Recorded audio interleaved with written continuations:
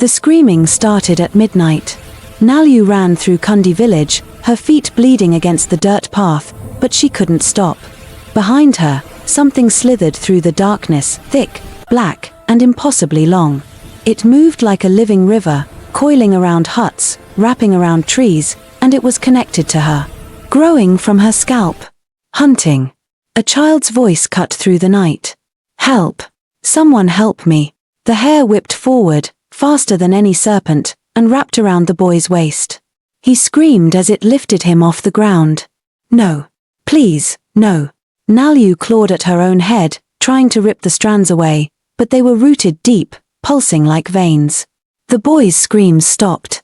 The hair retracted, dragging something back into the shadows. Naluwe fell to her knees, sobbing. What have I done? What have I become? But let me take you back. Back to when Naluwe was just a girl who wanted to be beautiful. Back to when her only crime was wishing for hair. If you're ready to hear how one woman's desire unleashed a nightmare that devoured an entire village, then stay with me.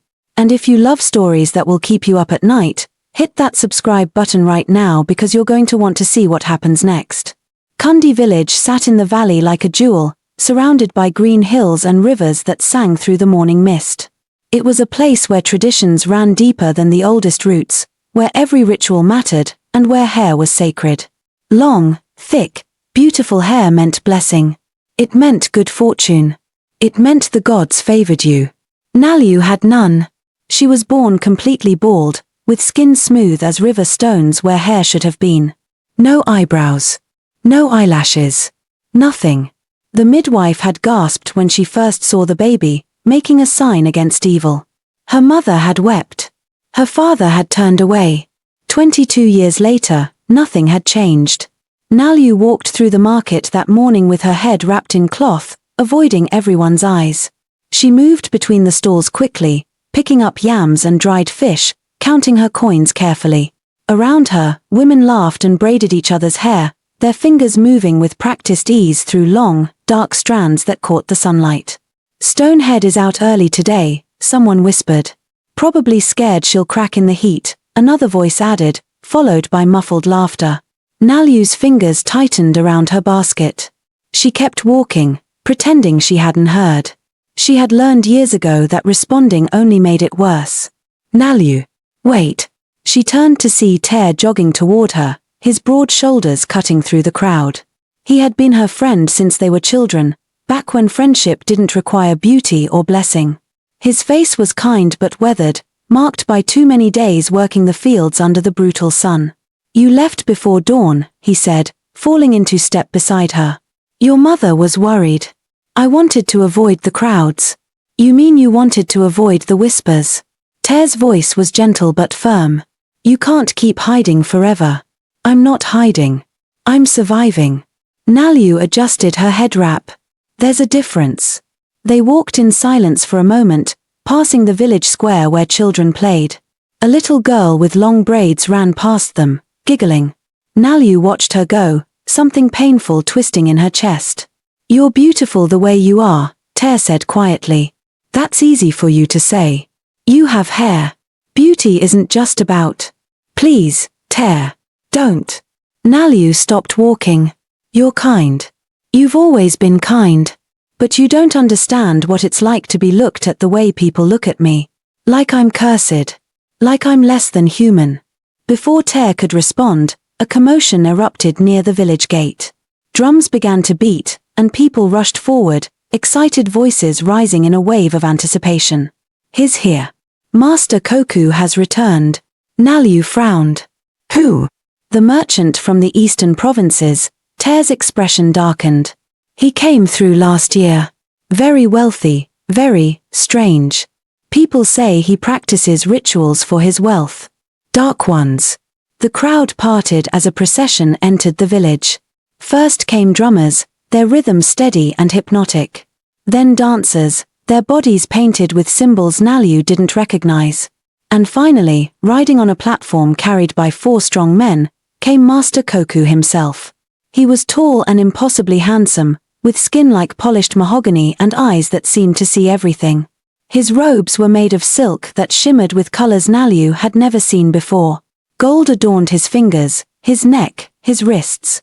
Everything about him spoke of power and wealth. But it was his smile that made Naluwe's stomach turn. It was too wide, too knowing, like he could see inside people's souls and found what he saw amusing. Master Koku's eyes swept across the crowd, pausing briefly on faces, assessing, calculating. Then they landed on Naluwe. She felt pinned in place, like a butterfly under glass. His smile widened. He stared at her for what felt like an eternity, his gaze traveling from her covered head down to her feet and back up again. Then he nodded slightly, as if confirming something to himself. Come, Tare grabbed her arm. Let's go home. But as they turned to leave, Naluwe heard it, a whisper that seemed to come from everywhere and nowhere at once. Soon. That evening, Master Koku came to her family's hut. Naluwe's father nearly fell over himself welcoming the merchant inside. Her mother rushed to prepare their best food, hands shaking with nervousness. Important people didn't visit their home. Ever. Please, Master Koku, sit, sit. Her father gestured to their only good chair, a worn wooden seat by the fire. Master Koku sat with fluid grace, his expensive robes somehow remaining clean despite the dust of their humble home. His eyes found Naluwe immediately, even though she tried to stay hidden in the shadows. I've come to make you an offer, Master Koku said, his voice smooth as honey. One that will change your family's fortune forever. Naluwe's parents exchanged glances, hope and fear mixing on their faces. I'm looking for a wife, Master Koku continued. Someone special. Someone unique. His eyes never left Naluwe. I want to marry your daughter. The silence that followed was deafening. Naluwe's mother gasped. Her father's mouth opened and closed like a fish. But sir, her father finally managed, our daughter is, she's different. Master Koku smiled. Yes, I know. That's exactly why I want her. But I understand your concern. What kind of man would choose a woman without hair? He leaned forward, his voice dropping to a conspiratorial whisper. That's why I'm prepared to give her hair first. Real hair. Beautiful, flowing, magnificent hair that will make her the envy of every woman in Kundi village. Naluwe stepped out of the shadows. What are you talking about? That's impossible. Nothing is impossible for those who know the old ways. Master Koku's smile never wavered. I have access to ancient rituals, powerful medicine. I can give you hair that will grow longer and more beautiful than any woman has ever possessed. And all I ask in return is your hand in marriage. No. Tare's voice came from the doorway. He must have followed Master Koku here. Don't listen to him, Naluwe. People disappear around this man. Last year, 3 young women vanished from villages he visited. Master Koku's expression didn't change, but something cold flickered in his eyes. Careful, farmer. Accusations like that can have consequences. It's not an accusation if it's true. Tare, please. Naluwe's father stood up, wringing his hands. You're being disrespectful to our guest. I'm trying to protect Naluwe. From what? From a chance at a normal life. From beauty and wealth. Her father's voice rose with frustration. She's 22 years old. No one in this village will ever marry her as she is. This might be her only chance at happiness. The words hit Naluwe like physical blows. She had always known her father thought these things, but hearing him say them out loud made them real in a way they hadn't been before. I need time to think, she whispered. Master Koku stood, smooth as a cat. Of course. Think carefully, Naluwe. I'll return in 3 days for your answer. But remember, this offer expires with my departure. Choose wisely. He paused at the door, looking back at her. Imagine it. Long, beautiful hair flowing down your back. People's eyes filled with admiration instead of pity. Children wanting to touch your braids instead of calling you names. All of that can be yours. After he left, the arguing began. Her parents wanted her to accept. Tare insisted she refuse. Naluwe said nothing, staring into the fire, imagining what it would feel like to run her fingers through her own hair. Just once. Just to know what it felt like to be normal. That night, she couldn't sleep. She slipped out of the hut and walked to the river where she used to play as a child. The moon reflected off the water, turning it silver. She sat on the bank and unwrapped her head covering, feeling the night breeze against her bare scalp. "Please," she whispered to whatever spirits might be listening. "I don't want wealth. I don't want power. I just want to be beautiful. Just once. Is that so much to ask?" The river burbled on, offering no answers. Over the next 3 days, Naluwe barely ate or slept. Tare came by every day, begging her not to accept Master Koku's offer. "There are stories about him," Tare said on the second day, sitting beside her outside her hut. "My grandfather knew someone from the eastern provinces. They say Koku was once a poor man who made a bargain with something ancient. Something that lives in darkness and feeds on misery. That's where his wealth comes from." "Stories," Naluwe said tiredly. "Just stories. What if they're not? What if accepting his offer means becoming part of whatever darkness he serves? And what if refusing means spending the rest of my life alone? Never knowing what it's like to be wanted? To be beautiful?" Naluwe turned to face him, tears streaming down her cheeks. "You can't understand, Tare. You've never been me. You've never felt every eye in the village judging you, finding you lacking, every single day of your life. So you'll risk your soul for hair. Maybe my soul isn't worth as much as you think it is." On the third day, Master Koku returned. The entire village gathered to hear Naluwe's answer. She stood in the village square, feeling the weight of hundreds of eyes on her. Her parents stood behind her, tense with anticipation. Tare stood at the edge of the crowd, his face carved from stone. "Master Koku," Naluwe's voice shook but held steady. "I have a question before I answer." "Ask." "You said you would give me hair first, before marriage. How does that work? What's the process?" Master Koku smiled, and this time there was something almost tender in it, like a predator being gentle with prey it particularly admired. "Smart girl. Always negotiate the terms. I appreciate that." He reached into his robes and pulled out a small clay pot, sealed with wax. "Inside this is a liquid. Ancient. Powerful. You drink it tonight, and by morning, you will have hair. We marry 1 month after that, giving you time to enjoy your new beauty. And if I refuse the marriage after getting the hair, then you'll learn that all gifts come with prices, and some debts can only be paid in ways you can't imagine." His voice remained pleasant, but the threat was unmistakable. "But you won't refuse. Why would you? I'm offering you everything you've ever dreamed of." Naluwe took the pot. It was heavier than it looked, and warm to the touch. She could feel something moving inside it, thick and viscous.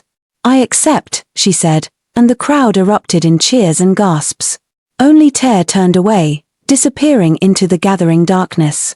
That night, alone in her hut with the clay pot sitting before her like a judgment, Naluwe hesitated. Her hands shook as she broke the wax seal. The smell that emerged was strange, earthy and metallic, like blood mixed with soil after rain. She poured the liquid into a cup. It was black as midnight, thick as oil, and moved with a life of its own, swirling in patterns that hurt to look at too long. "Just hair," she whispered to herself. "All I want is hair. Just to be normal. Just to be beautiful." She drank it in one long gulp. The taste was indescribable, sweet and rotten at the same time, like fruit left too long in the sun. It burned going down, and for a moment she thought she would vomit. Then the burning spread, radiating outward from her stomach to her limbs, to her fingers and toes, and finally to her scalp. The heat became intense. Naluwe gasped, clutching her head. It felt like her skull was being pierced by 1,000 hot needles, each one digging deep, taking root. She fell to her knees, biting her lip to keep from screaming and waking her parents in the next room. Then, as suddenly as it began, the pain stopped. Naluwe knelt there, panting, sweat pouring down her face. She reached up with trembling hands and felt something. Small bumps. Soft. She ran to the cracked mirror her mother kept by the washing basin. In the dim firelight, she could see them. Tiny sprouts of hair, covering her entire scalp. As she watched, they grew. Slowly at first, then faster, pushing out from her skin like plants in accelerated growth. Black and lustrous, they lengthened before her eyes. Nalu started laughing and crying at the same time. She ran her fingers through the growing strands, feeling their silky texture, watching them cascade over her shoulders. They grew past her shoulder blades, down to her waist, thick and full and absolutely beautiful. By morning, when her mother came to wake her, Nalu stood in the doorway with hair that reached her hips, shining in the early sunlight like spun silk. Her mother screamed in shock and joy. Her father came running, stopping dead at the sight of his transformed daughter. Within minutes, the entire village knew. People gathered outside her hut, staring in wonder, in envy, in disbelief. "She's beautiful," someone whispered. "Like a goddess," another voice agreed. Master Koku kept his promise. For the first time in her life, Nalu walked through Kundi village with her head high. People stepped aside to let her pass, their eyes full of admiration instead of pity. Young men who had never looked at her twice now stumbled over themselves trying to catch her attention. Mothers who had forbidden their children from playing with her now brought gifts, asking for her blessing. Even the children who used to call her Stonehead now begged to touch her hair, marveling at its length and shine. Nalu spent the day in a daze of joy.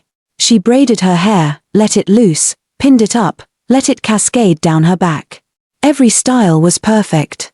Every movement made it shimmer and flow like water. She couldn't stop touching it, couldn't stop smiling.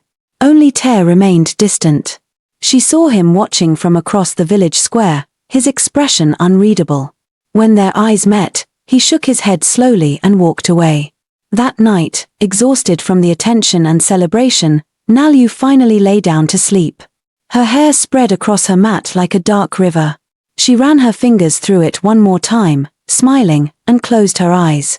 She woke to the sensation of something moving. At first, she thought it was just her imagination. But no, there it was again. A subtle shifting, like something alive writhing against her scalp.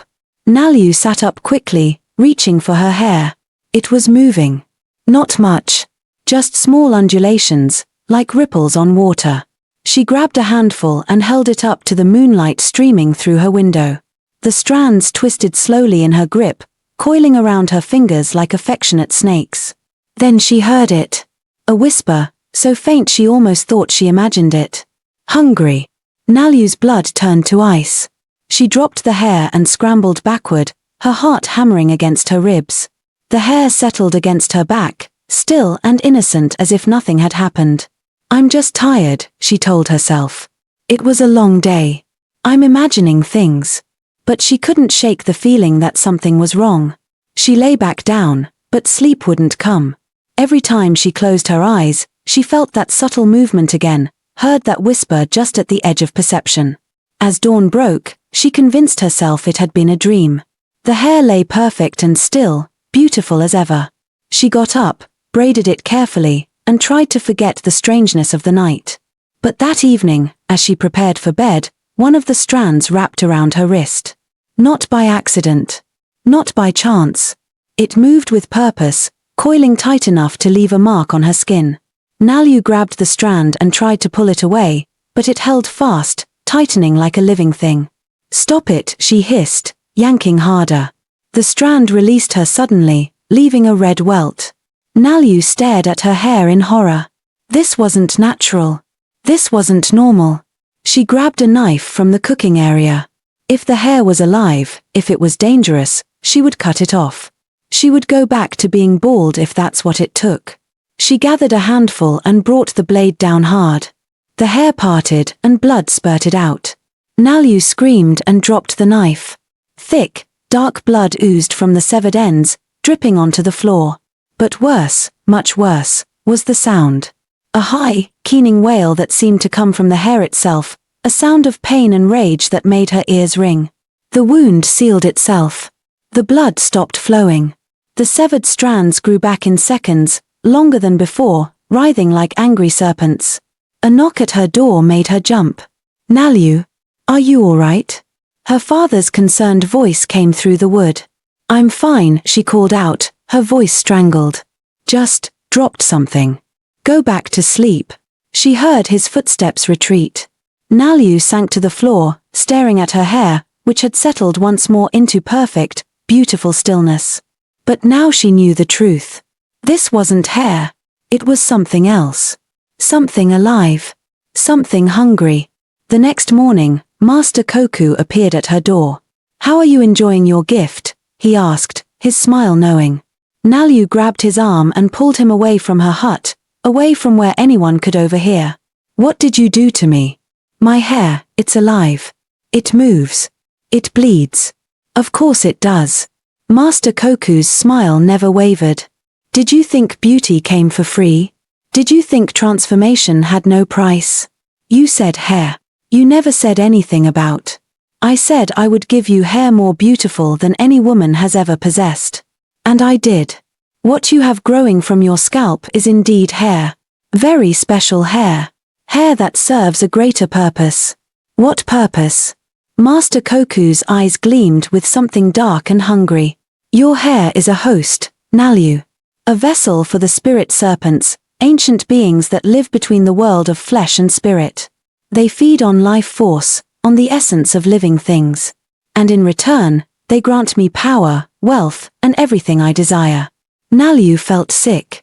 No, I won't be part of this. Take it back. Remove it. Can't be done. The ritual is complete.